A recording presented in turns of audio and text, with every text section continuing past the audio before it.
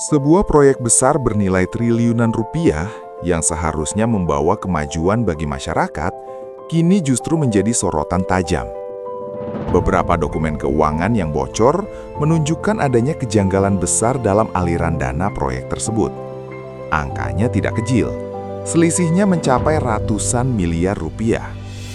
Pertanyaannya sekarang, kemana sebenarnya dana itu mengalir?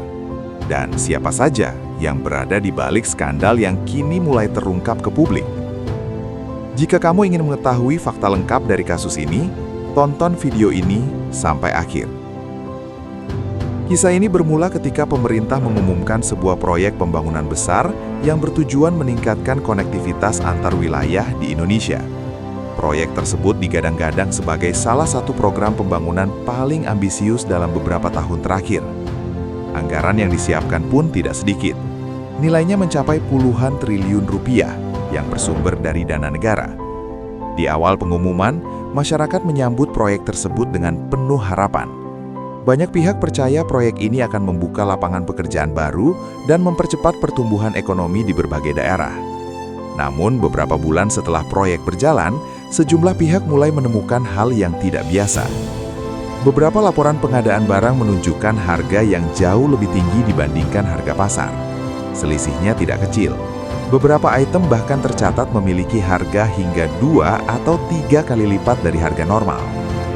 Awalnya temuan ini dianggap sebagai kesalahan administrasi. Namun setelah diperiksa lebih dalam, pola yang sama terus muncul di berbagai bagian proyek.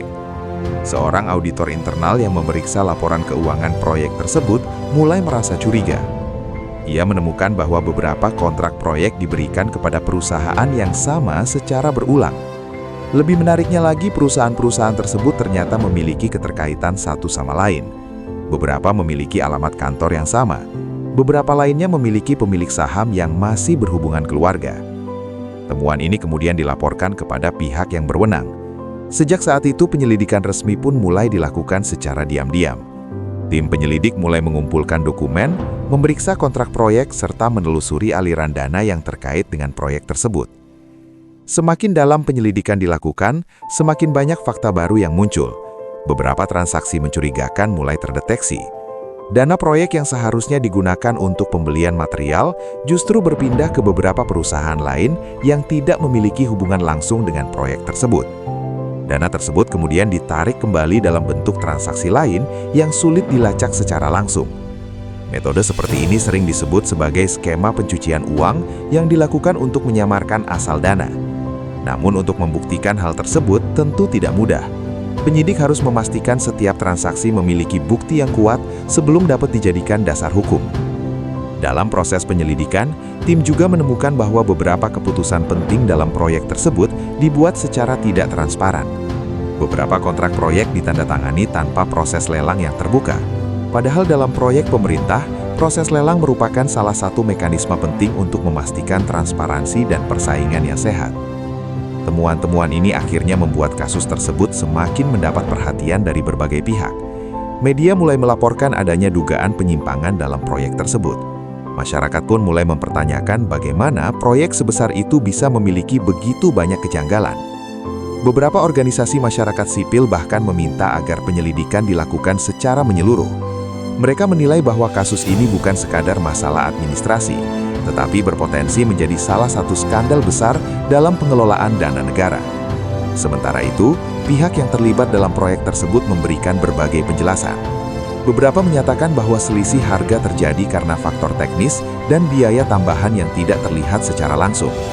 Namun penjelasan tersebut belum sepenuhnya memuaskan banyak pihak. Penyelidikan pun terus berjalan. Tim investigasi mulai memanggil sejumlah saksi untuk dimintai keterangan.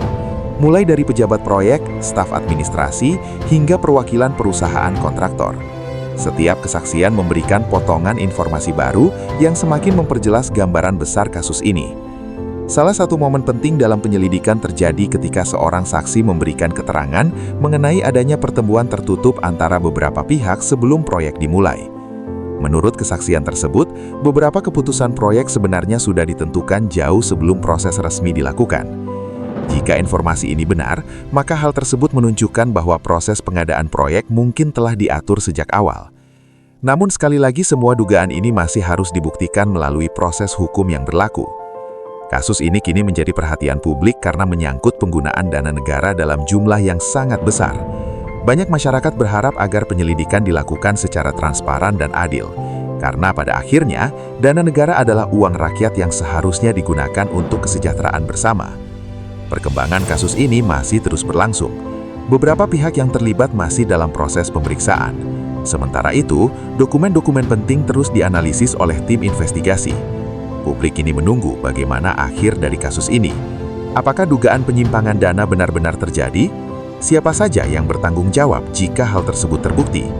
Dan apakah kasus ini akan menjadi pelajaran penting bagi sistem pengelolaan proyek negara di masa depan?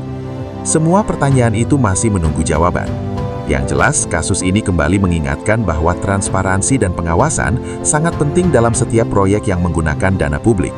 Karena tanpa pengawasan yang kuat, potensi penyalahgunaan dana bisa saja terjadi.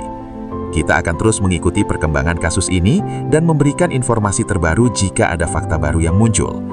Jika kamu ingin terus mendapatkan berita investigasi dan analisis terbaru tentang berbagai peristiwa penting di Indonesia, jangan lupa untuk mendukung channel ini. Tekan tombol like, subscribe, dan bagikan video ini agar lebih banyak orang mengetahui informasi yang sedang terjadi. Sampai jumpa di video berikutnya dengan investigasi menarik lainnya.